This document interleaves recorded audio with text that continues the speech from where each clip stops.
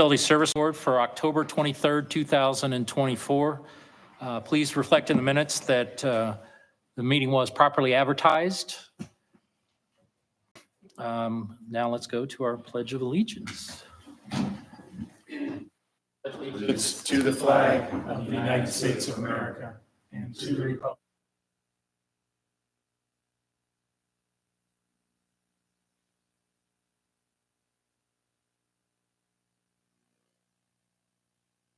All right.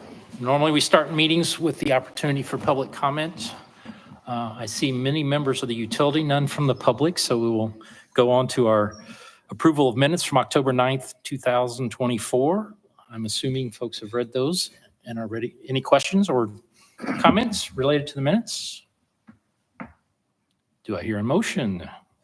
I move to approve the minutes from October 9th, 2024. Second. Any other comments or questions? Not? All those in favor, please signify by saying aye.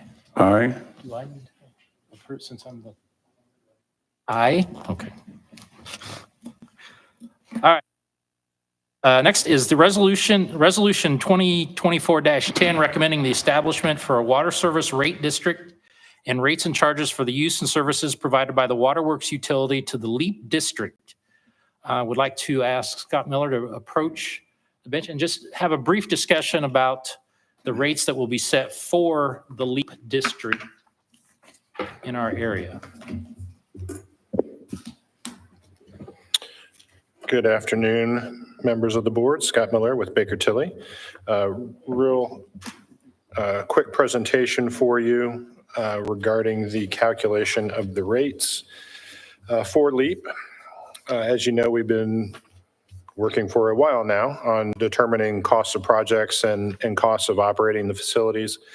So I've got two things to show you from those calculations.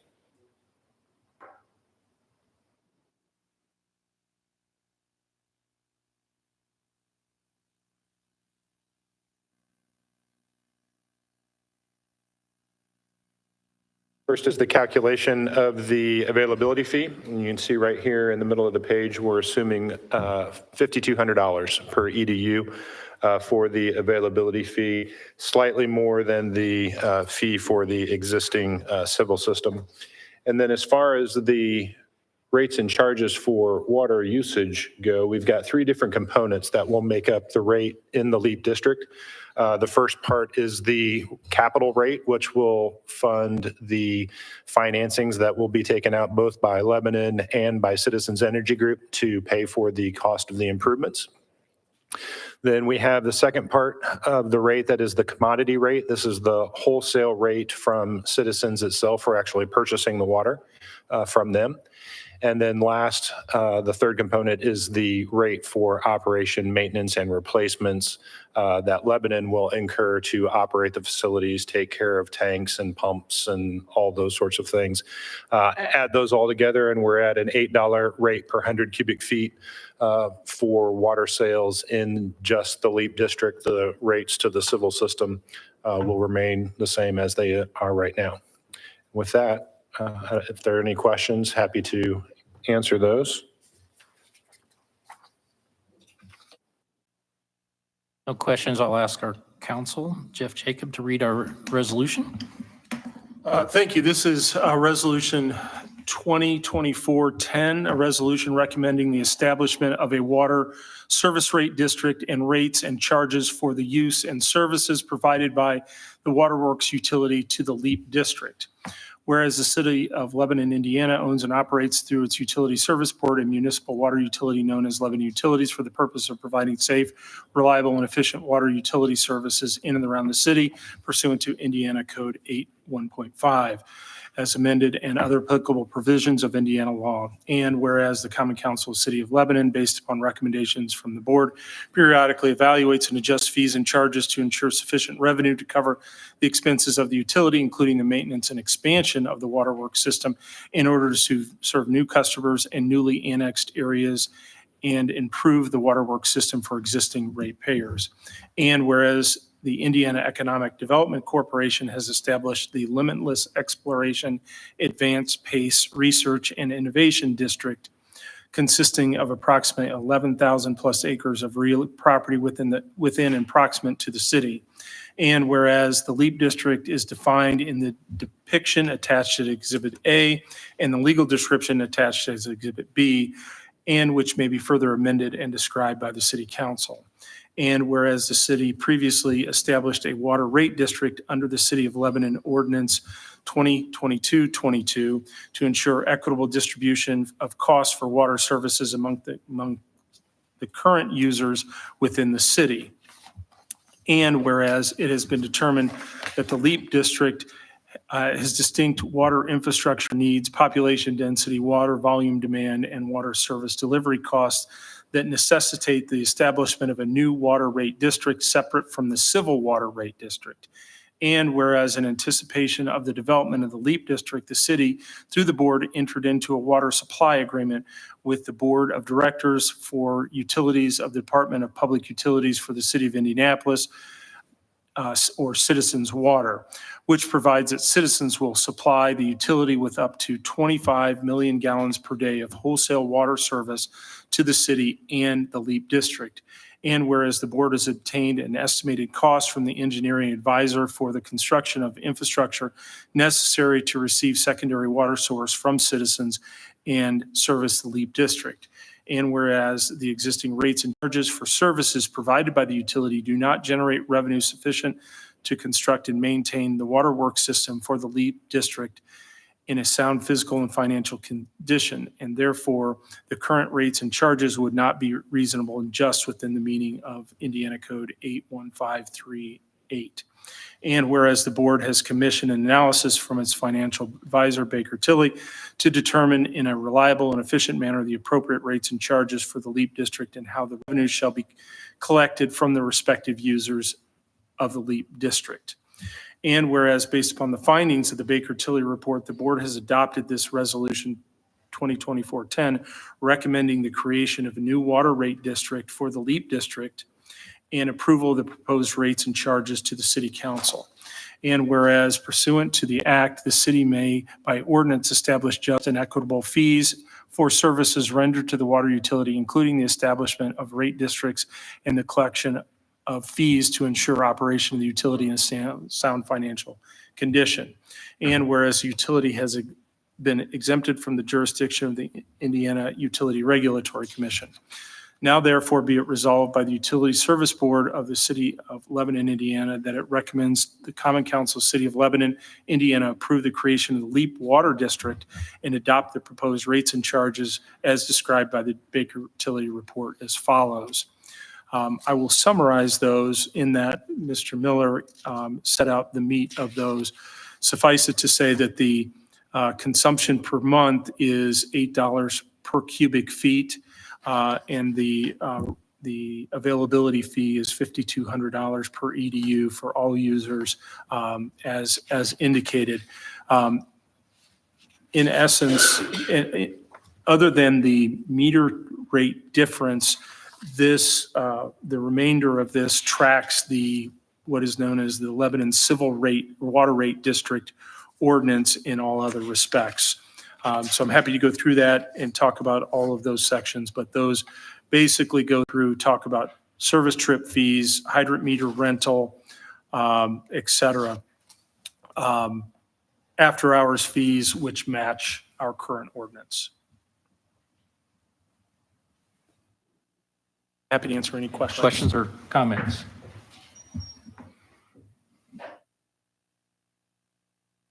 There are none. I'm looking for a motion. Mr. Secretary, I'm prepared to make a motion, but I also want to make some comments before we vote on the motion. Will that be all right? Yes, absolutely. I move to approve Resolution 2024-10, recommending the establishment of a water service rate district and rates and charges for the use and services provided by the waterworks utility to the LEAP district. Second. Okay, comments and/or other questions for Scott, Jeff, or board members? Scott, would you please come back to the lectern. And would you please put that first exhibit that you showed? Yes.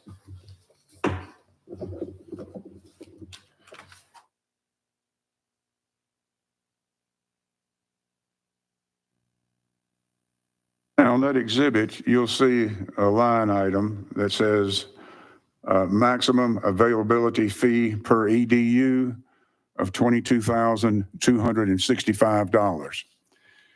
If the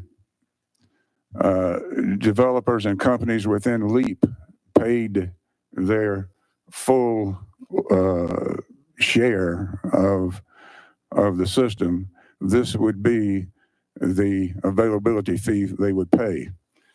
We have, in a way, arbitrarily chosen $5,200, which is only 23% of what the developers would pay if they paid full cost for the anticipated needs. Now, I'm going to support this motion because we have upcoming documents that will protect our ratepayers from making up the difference that will be needed to retire the bonds and make the bond payments because of this shortfall between what developers should be paying and what they actually will pay. And going forward, I think it's good public policy because water is such a limited and precious resource that going forward, developers should be expected to pay the full cost of their water needs, and that subsidizing those water needs is no longer good public policy. Now, in the Lebanon civil rate structure, we have a similar shortfall where developers pay less than half of what they would pay if they paid the full calculated amount. Going forward, this is something I hope this board will consider in the future years as being good public policy, having developers pay full price for the precious water that they use. One thing I like about this is that this rate ordinance is that we have a flat rate. Our current Lebanon civil rate is tiered so that the heaviest users of our water pay less per gallon than homeowners do.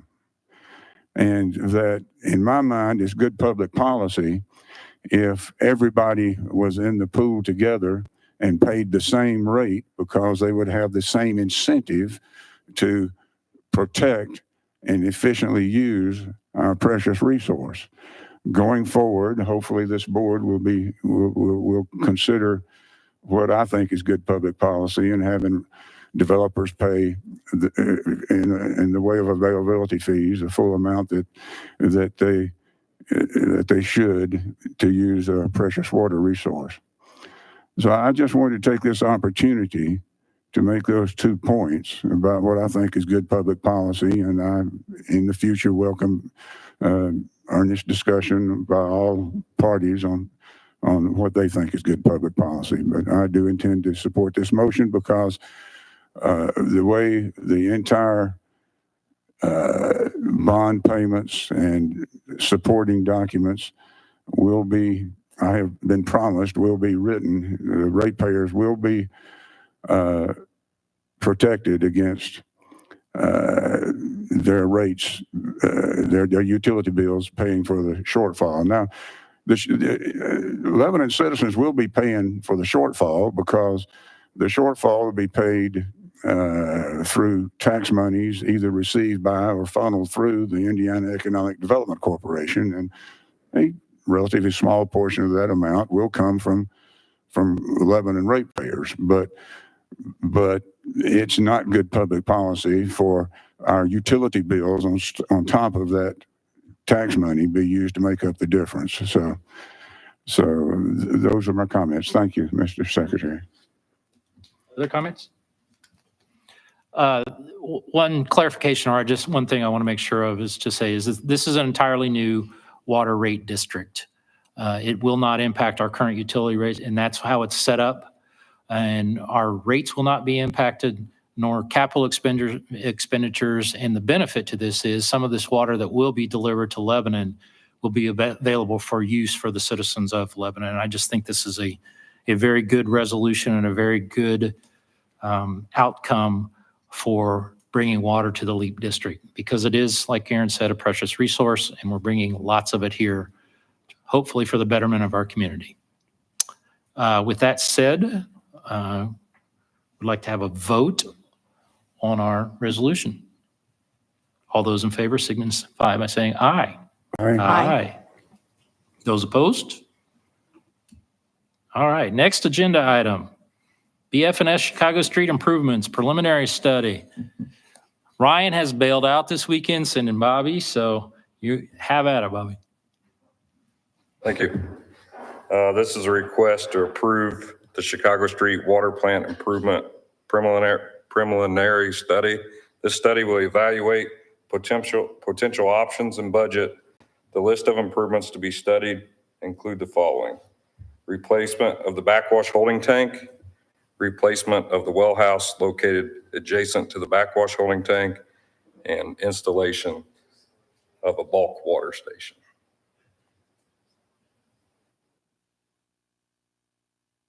Both of them have been budgeted.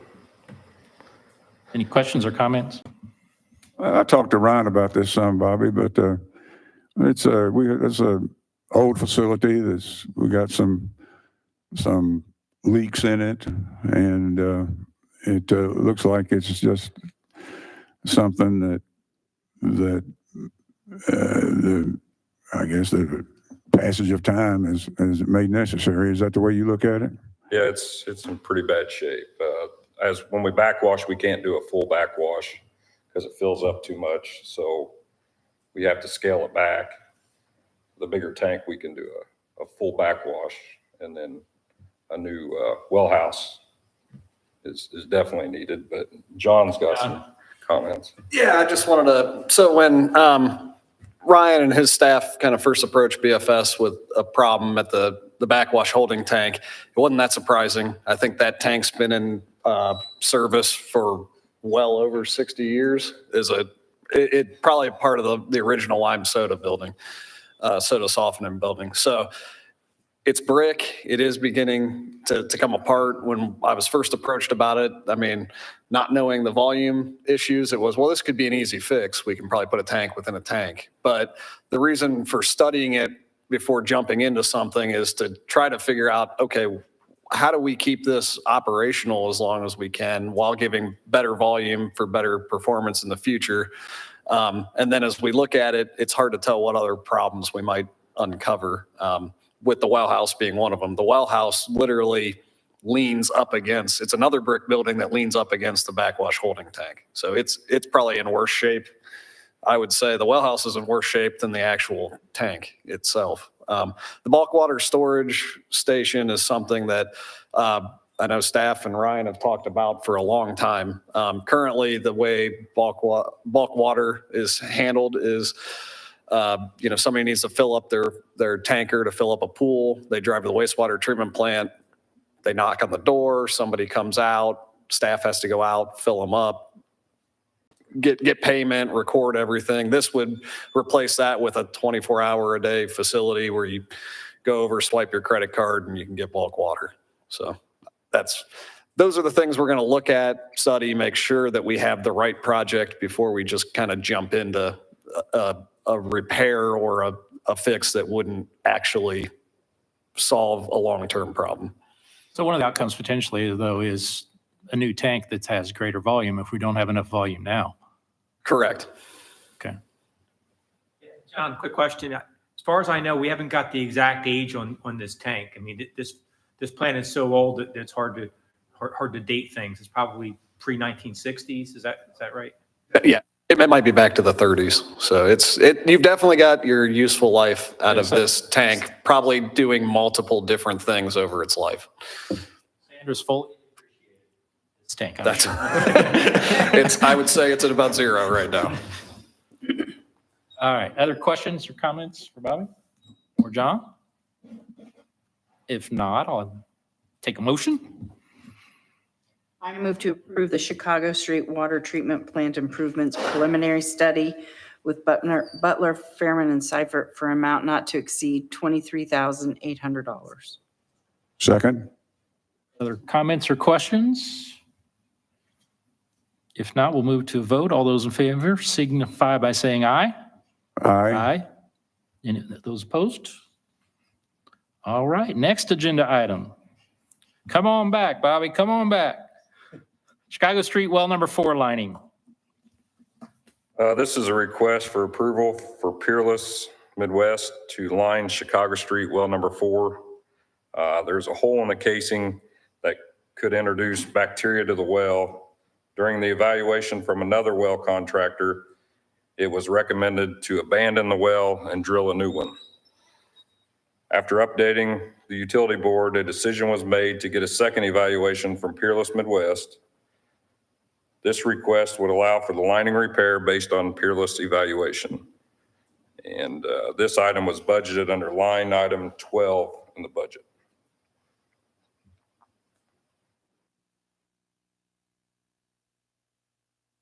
So we're talking about, we're lining a hole?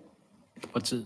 Got a hole like the casing going down in the Yeah. ground's got a hole in it and water. What do we use? What materials we use for this? Is it some sort of coating?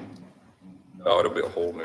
Yeah, it'll be another sleeved casing, likely steel. Okay. So it will reduce the diameter some, but I believe they've worked with Peerless Midwest to make sure that the Right. pumps can still be pulled. Yeah.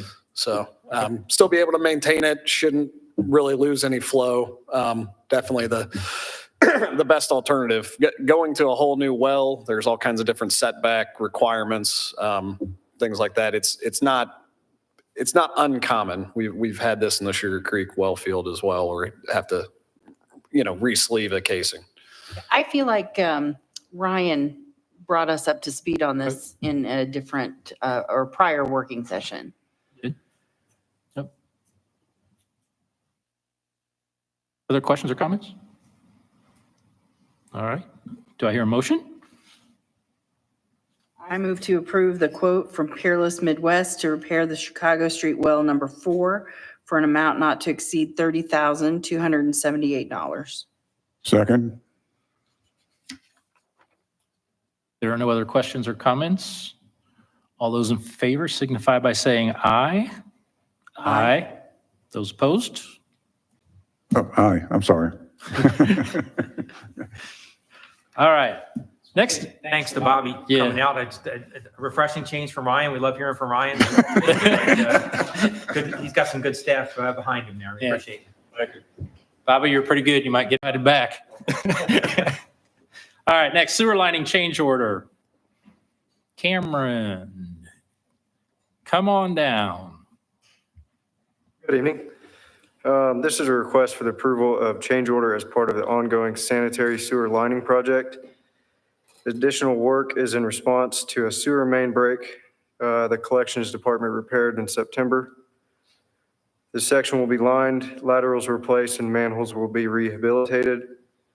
There's $35,000 left in the budget for this item. It's going to go 1,380 over this item in the budget. But we have money left over in the collection system repairs and upgrades to carry over.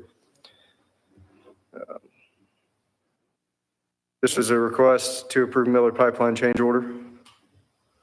Questions or comments? I do have a map also, if you want me to pull that Yeah, up. sure.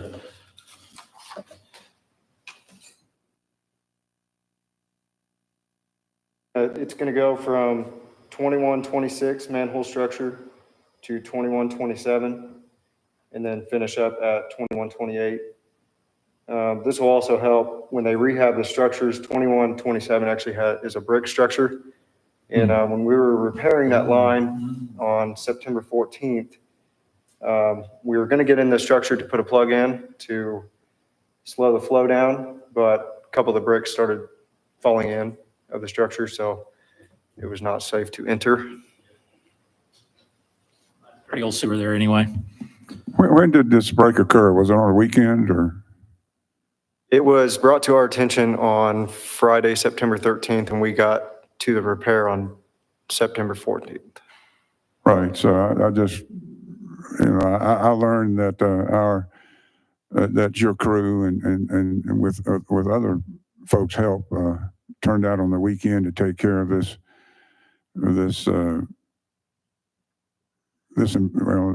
emergency. Yep. And I just wanted to bring it to your attention and say thank you to all involved, because it was important that you acted promptly to take care of this, even if it was on the weekend. So thank you. Murphy's Law says every weekend, or every emergency like this happens on the weekend, doesn't it, Cameron? I think so. Yeah, or Friday afternoon, yeah. Okay, other questions and comments? If not, can we have a motion? I move to approve the gravity sewer line and manhole rehab change order for Miller Pipeline for an amount not to exceed $36,380. Second? I'm just going to go straight to a vote. All those in favor signify by saying aye. Aye.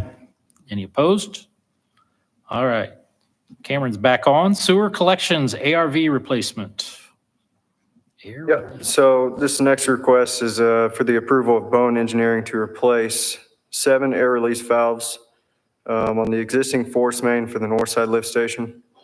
The existing ARVs have either failed or are concerned due to high pressure for these lines. These valves allow for air to be released when the pressure in the line is too high. We received 2 quotes on this since the cost comparison is similar and Bowen is doing the sewer work for this project. We have selected Bowen to complete this project. Project will be paid with availability fees and budgeted under line item 7, collection system repairs and upgrades. This is a request to approve Bowen's quote to replace the existing ARVs. So we're popping valves, it sounds like. John, is there an engineering thing related to that?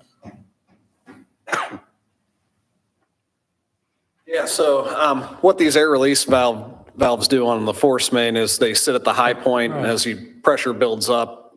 All right, they pop. They pop. I'm not really up to speed on exactly what the problem is with these ones. Probably they don't pop is what's happening, or don't operate properly. These are on that existing force main that was installed with the Northside Lift Station over 20 years ago. There's been minimal flow coming from that area, and it hasn't really been an issue. Right now, they're currently, Pure Development and Bowen are constructing the improvements to the Northside Lift Station and the Grasslands Lift Station. Bowen raised the concern as they were looking at it of, hey, these aren't really operating properly. We're a little worried when we kick up a bunch of flow that's going to be coming that you're going to have a problem. Yeah. And I think Cameron was able to go out there and confirm, yeah, so these problem is they're not operating versus they're old and they've popped off too much. That's correct. So then we have a pressure build in the line that we don't want. Okay. That's the worry is then you're going to get a pressure build and they will pop, but they're going to pop and never go back. So the idea is get in there, fix them. I think Bowen should probably be commended for going outside of their scope, looking down the line and going, okay, there might be a problem, and alerting Lebanon Utilities as soon as they could. So never good to add costs, but good to add safety and reliability to the system before turning on something that hasn't really been used in a long time. See, Cameron was kind enough to talk to me on the phone about this and walk me through it. Is it correct that right now our engineering standards for lift stations and collection system do not include these valves, but that these valves should be included in updated engineering standards for the city? I believe we do. No matter what engineering design requires that you use these valves, whether they're in our construction standards or not, the construction standards simply dictate which valve we would like them to use. I believe we do have a detail in there, and we'll double check as we are updating the standards, but that's what no matter what lift station design, if you have a high point, Yeah. you have to use Yeah. an air release Yeah, valve. it'd be a common design criteria Cor- for any correct. system like this. This is very common. But construction standard wise, getting that in there would get what type of valves were, Lebanon Utilities finds acceptable as approved equals. Thank you. Any other questions or comments? A motion, please? I move to approve 7 air relief valves to be replaced by Boeing Engineering for an amount not to exceed $35,600. Second. Other questions or comments? All those in favor signify by saying aye. Aye. Aye. Aye. Those opposed? All right. Approval of claims, transfers, and payroll. One. They have been a little bit smaller this meeting than normal meeting. Oh, well, I guess not for the transfers. I move to, ready for a motion? Yes. I move to approve the claims, payroll, transfers dated October 23, 2024 in the amount of $818,774.99 for claims and payroll and $8,639,661.82 for transfers. Second. Discussion? All those in favor signify by saying aye. Aye. Those opposed? Any other business to come before this board? I have one thing. Yes. I'd like to share my screen if that's okay. We had a power outage today. It's rare for us to have a large widespread power outage, and I want to commend the crews that responded and give a few details about it. At approximately 9:36 this morning, a squirrel made contact with primary distribution line, which is like the big line, or 1272 circuit in the 2000 block of Elizaville Road. Now, if you look at this outage map, you'll see that the part where it's not green that it's on, it's a widespread area, and it's very difficult for our crews to track down something quickly in a widespread area like that. But they got most people back in power in less than an hour by about 10:29. There were several issues caused by this. The initial reports that we had on, I think, our Facebook was that we thought there was a vehicle involved. There wasn't. It's just the line burnt through and the lines were flapping around in the vicinity of some vehicles. It ended up being a squirrel. The majority of the customers were back in power by about 10:30. Everybody was back in power by 12:09. There's a picture where the line burned through. A picture of our crews working. Another picture of where they were working. You can see the burn mark there. And there's our culprit, the dead squirrel. We can't really control the environment and squirrels out there, but we can control having some really good, well-trained crews out there to help fix the problems. And I would like to call out our linemen and crew for helping fix the problem. There was Jeff McNew, Blade Lasley, Evan Coley, Chris Bohannon, Dylan Wildman, Caleb Skank, and Perry Shoemaker. So thank you guys, and appreciate you working so hard to get us back in power. And I appreciate customer service taking all the calls, because we had initially had over 1,000 people out of power, and we got all the information, got it done as quickly as we possibly could. So you guys to be commended, and thank you. That's all I had. The business? Public comment. Again, Sandra, Scott, John, Bobby, you're part of the public. No comments. All right, our next board meeting will be on Wednesday, November 6th at 5 p.m. I will take a motion to adjourn. I move to adjourn. Second. Favor signify by saying aye. Aye. Aye. Aye. We are adjourned.